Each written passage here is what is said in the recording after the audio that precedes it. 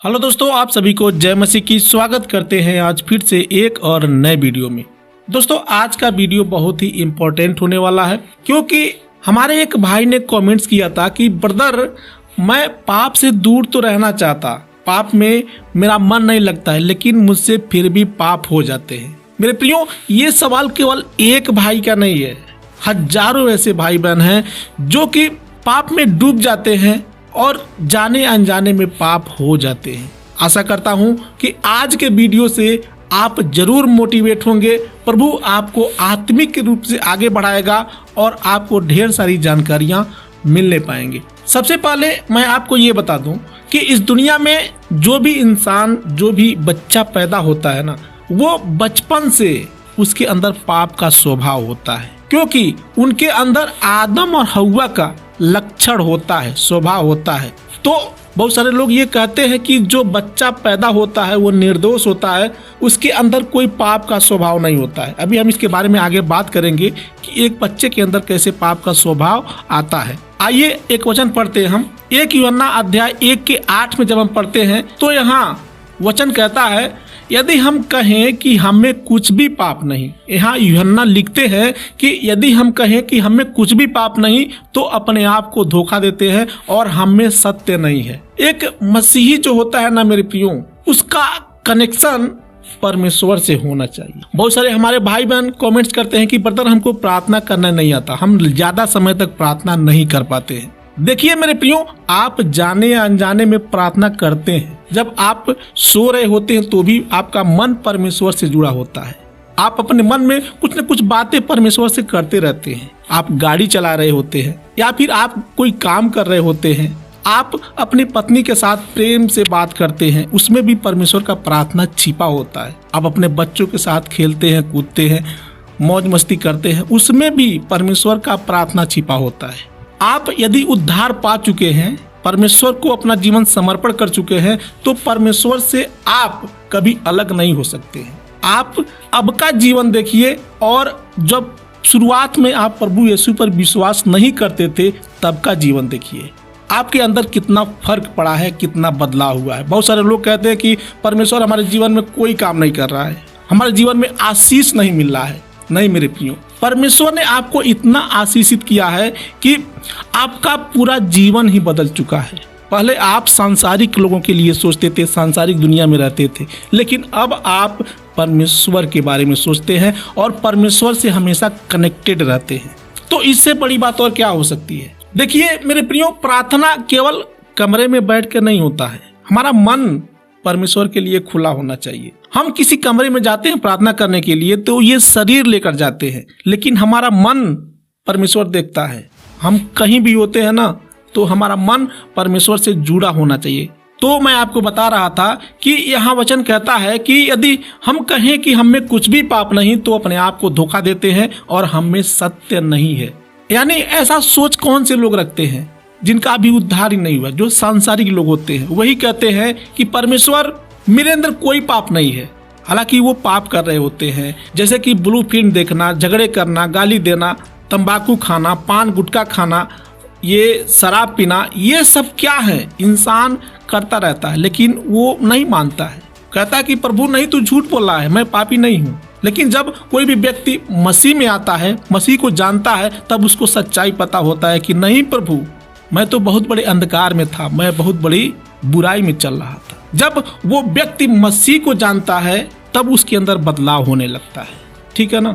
आगे लिखा है कि यदि हम कहें कि हमने पाप नहीं किया तो उसे झूठा ठहराते हैं। किसे? परमेश्वर को, और उसका वचन हम में नहीं है।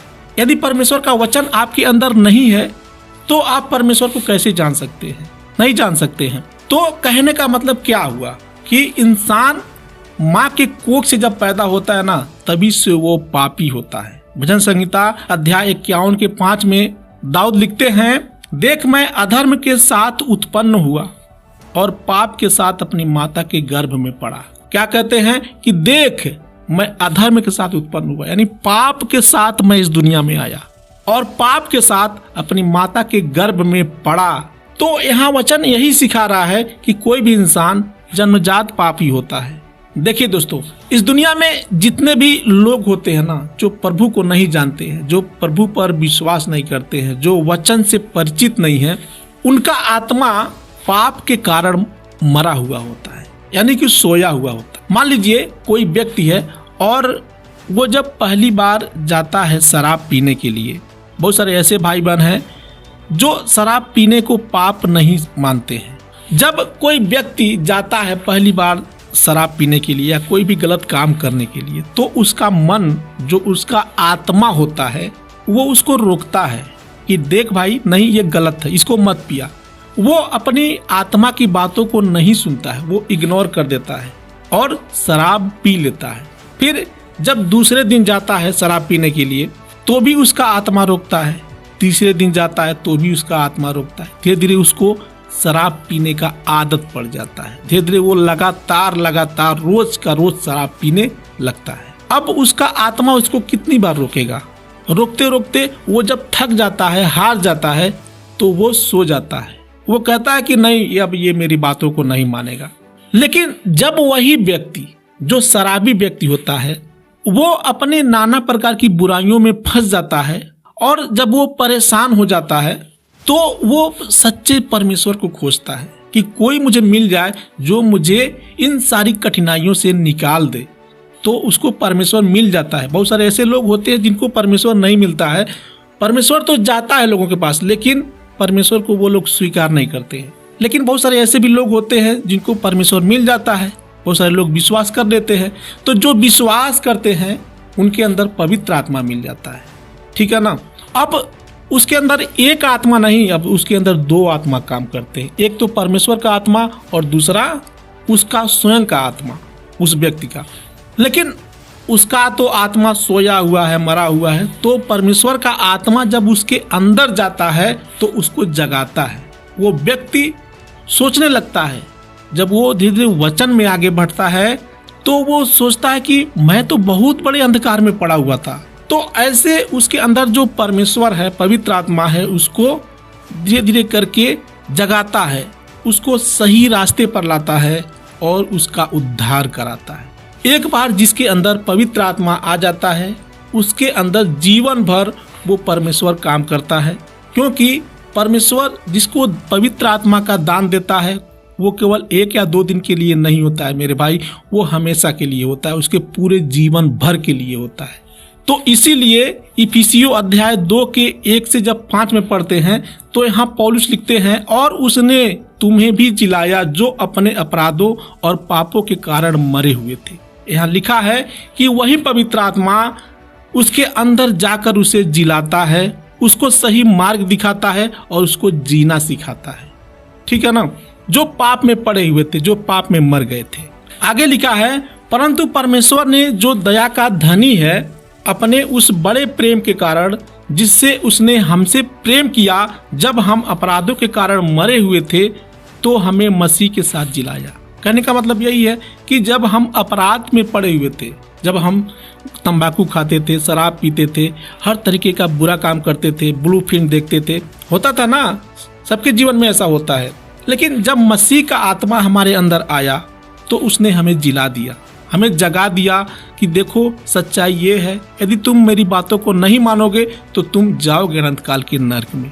तो जिलाने का ये अर्थ है मेरे प्रियो, इंसान माँ के कोख से, माँ के गर्भ से पापी पैदा होता है, लेकिन जब वो परमेश्वर को जानता है तो वो जी जाता है, जो वो जी उठता है। तो हमारे जिस भाई ने इस बात को कमेंट किया था उसको मैं धन्यवाद करता हूँ।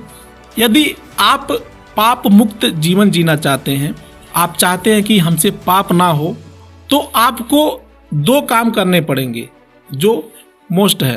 पहला काम ये है कि जो आपके अंदर पवित्र आत्मा है, आप उसकी बातों को अधिक मानिए, उसकी बातों को आप इग्नोर मत करिए, पहली बात। और जो आपने बचपन से जो पाल पोस के अपने पापों को बड़ा किए है ना, एक मजबूत चट्टान बनाकर आप अपने अंदर रखे हैं, तो मान लीजिए चट्टान को तोड़ने में थोड़ा समय लगता है। कोई भी इंसान एक दिन में नहीं बदलता है, सबके अंदर धीरे धीरे बदलाव होता है। जो जो आप उस पवित्र आत्मा की बातों को मानेंगे, आप वचन में आगे बढ़ते जाएंगे, त्यों त्यों आपके अंदर बदलाव होते हुए भी नजर आएंगे। ये 2 काम आपको करना है। आपको जो पुरानी जीवन शैली है उसको छोड़ना पड़ेगा धीरे धीरे करके। आपको ज्यादा से ज्यादा परमेश्वर के वचन की ओर ध्यान देना पड़ेगा। यदि आपके जीवन में किसी प्रकार की दिक्कतें आती हैं, रुकावटें होती हैं, तो आप परमेश्वर से प्रार्थना करिए, वो आपकी हर कठिन परिस्थिति में मदद करेगा। दूसरा, कोई शॉर्टकट इस दुनिया में तरीका नहीं है। इफिसियों अध्याय 4 के 22 में लिखा है, परमेश्वर का वचन कहता है कि यदि तुम अपने चाल चलन के पुराने मनुष्यत्व को जो भरमाने वाली अभिलाषाओं के अनुसार भ्रष्ट हो जाता है उतार डालो।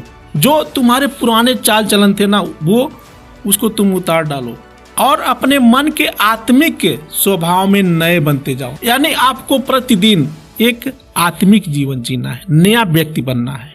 ठीक है ना। आशा करता हूं कि ये वीडियो आपको अच्छा लगा होगा, ताकि उनका भी आत्मिक विश्वास हो, वो परमेश्वर के वचन में आगे बढ़े और एक नया जीवन जीने पाए। मिलते हैं कल फिर अगले वीडियो में। तब तक के लिए आप सभी को हमारे प्रभु यीशु मसीह के नाम में जय मसीह की।